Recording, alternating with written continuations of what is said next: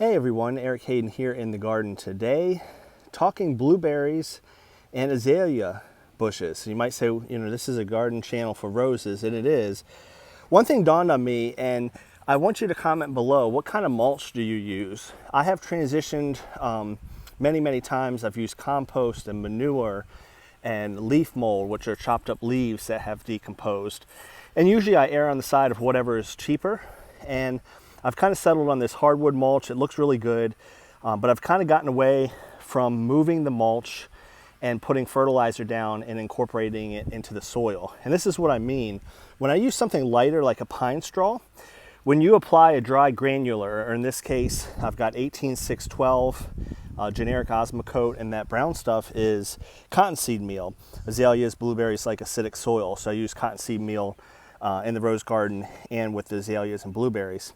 Anyway, what I would do, especially with a lighter mulch like pine straw, is I would pull it away, and then what you want to do is you want to spread that fertilizer. Usually I do about a cup and a half of organic, and then about a half cup to a third of a cup of synthetics. In this case, a third of a cup of the 18612, a healthy full cup of the organic. And you spread it around the drip line, so not right up on the azalea itself, but kind of a circle around. And then by removing the mulch, you can really get good access to the garden. And then what I do, I've already done it on the one.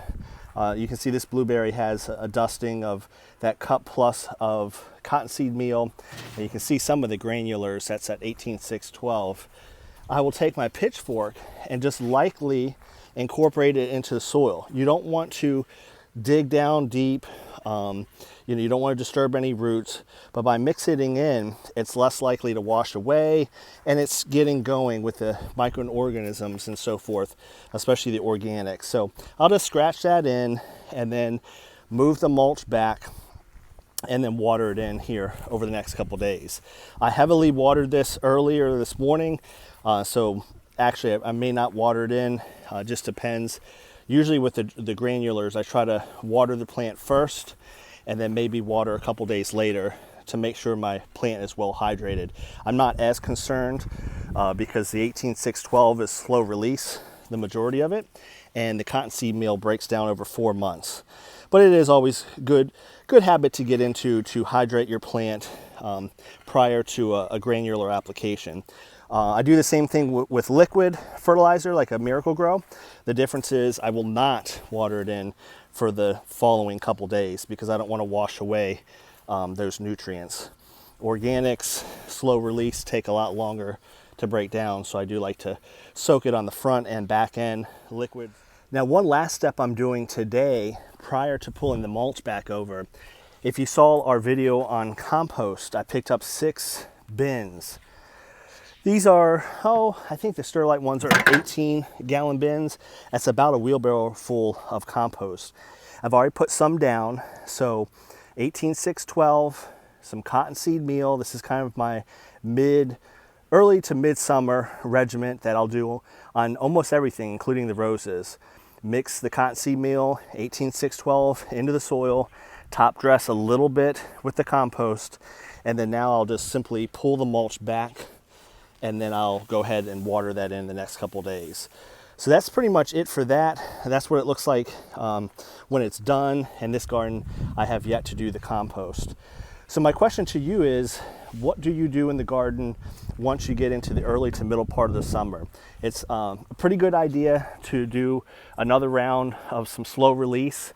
So again, depending on where you are, I would do the same thing in New York.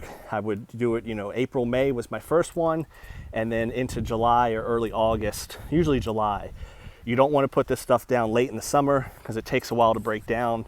You want it to, nourish the plants for the rest of the summer. I have gotten away from pulling the mulch back. That would be a best practice around each one of these bushes. Pull the mulch back to the edge of the leaves or the drip line.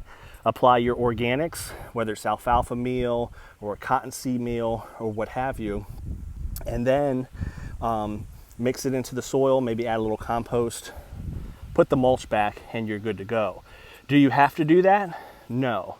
I have thrown the stuff on top. It will eventually work its way down into the soil. And in some cases, I don't want to disturb the soil too much because I have my pre-emergent down. So I kind of go back and forth, because if you disturb the soil, you're breaking that barrier. So that's why I don't do it sometimes. So whether you pull the mulch back or not, that's up to you. It'll work either way. Yes, if you pull the mulch back and do a ring around the bushes, like I just did with the azaleas, technically that's better because you're working it into the soil. It will get going and working right away, as opposed to having to work its way down through the mulch. I don't think a huge difference, but that's something to consider. So I'll do a future video on the roses, but I just wanted to show you I do a similar thing to the azaleas and the blueberry bushes. And as far as the roses go, again, at pruning time, I usually put down a couple different organics: cottonseed meal, alfalfa meal, and a slow release 18-6-12. It's a 3 to 4 month slow release, and that's for me is February into early March.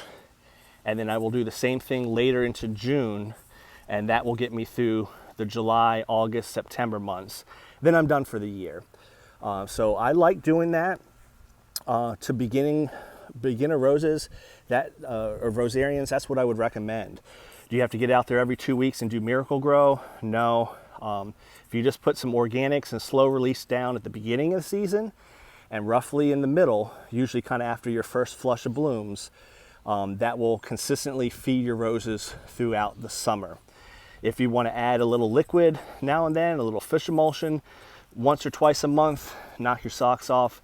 It will help, but it's not necessary. So hope you enjoyed this video. Again, the whole point was to show you pulling the mulch back and incorporating the organics and long or slow release fertilizers is probably the best way to do it. And if you're at it, you may as well add a little compost. A lot of times for the roses, I will add that compost in the fall season into the early winter when I have a lot more time to do things. So I'll last leave you with a nice bloom of Mr. Lincoln, one of my all-time favorite red roses. It may open up really quick and not have a huge vase life, but its fragrance is certainly quite remarkable. As always, appreciate the new subscribers on the page. Comment below, how do you fertilize? And are you religious about pulling your mulch back to apply fertilizer? I just showed you that I do sometimes, and sometimes I don't. And things work out regardless. So just kind of curious what folks do in the garden. Have a good one, everyone.